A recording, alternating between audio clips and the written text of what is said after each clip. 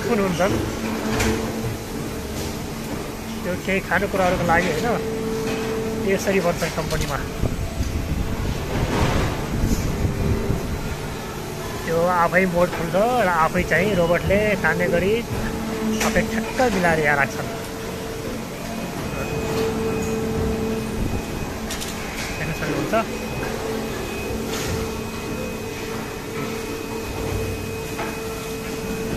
एउटामा यो चाहिँ 32 पिस रहेछ यसपट्टि 32 पिस आउँछन् र यहाँ मान्छे काम गर्छ यो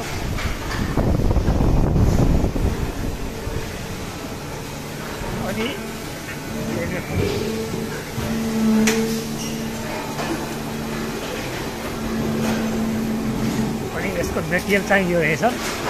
यो मेटेरियल हो यहाँबाट बनिन्छ यो मेटेरियल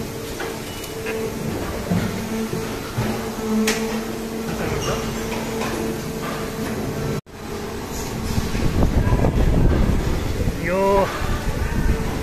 जुन स्पुन हुन्छन्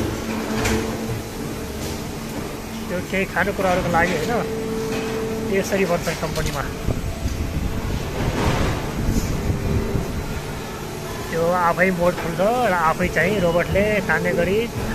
आफै ठ्याक्क मिलाएर यहाँ राख्छन्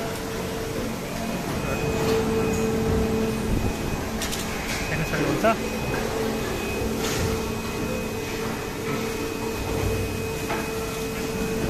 एउटामा यो चाहिँ 32 पिस रहेछ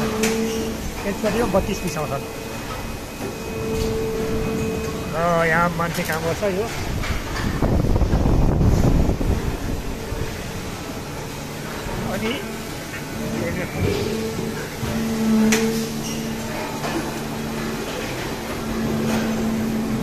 अनि यसको मेटेरियल चाहिँ यो रहेछ यो मेटेरियल हो यहाँबाट बनिन्छ यो मेटेरियल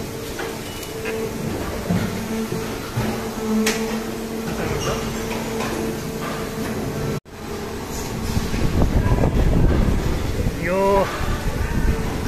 जुन स्पुन हुन्छन् त्यो केही खानेकुराहरूको लागि होइन यसरी बन्छ कम्पनीमा त्यो आफै मोड खुल्छ र आफै चाहिँ रोबोटले तान्ने गरी आफै ठ्याक्क मिलाएर यहाँ राख्छन् हेर्न सक्नुहुन्छ